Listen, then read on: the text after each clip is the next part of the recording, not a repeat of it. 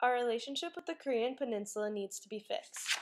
There have been many options presented to the U.S. government, but we believe that our ideas and settlements are the best. North and South Korea have been frozen in tension for over 50 years now, and it's time to change. The U.S. government needs to start off by making a bilateral relationship with North Korea. We need to discuss our issues with them, but make sure that our conversation does not lead to any violence. In order to bring people's attention to this issue, here are a few things that could significantly change your mind.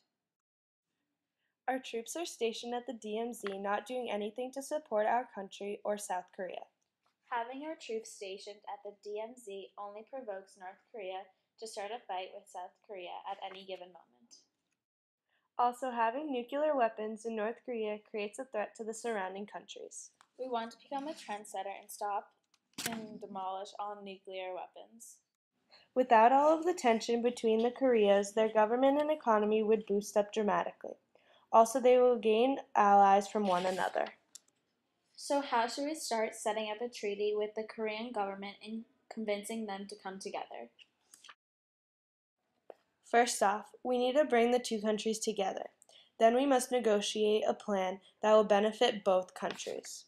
What if the treaty got rid of nuclear weapons and was a compromise with South Korea to come together? That would be a perfect treaty. Once the treaty is stable, we will be able to remove our troops over time to make sure that nothing bad happens again. That would be beneficial for many people. For example, troops would come back home and be reunited with their families. And since these troops were sent back home, we would have extra troops to be sent in places in need, such as Iraq. Also, we would end up having much more money to spend on poverty in our country or other things our government believes is in need of, since we will no longer be in need of taking care of our soldiers at the DMZ. So we agreed that it would help the soldiers, but would be also beneficial to North and South Korea because they would have a friendlier relationship, their economy would grow stronger, and they would gain each other's allies. There are only a few opposing arguments for our treaty.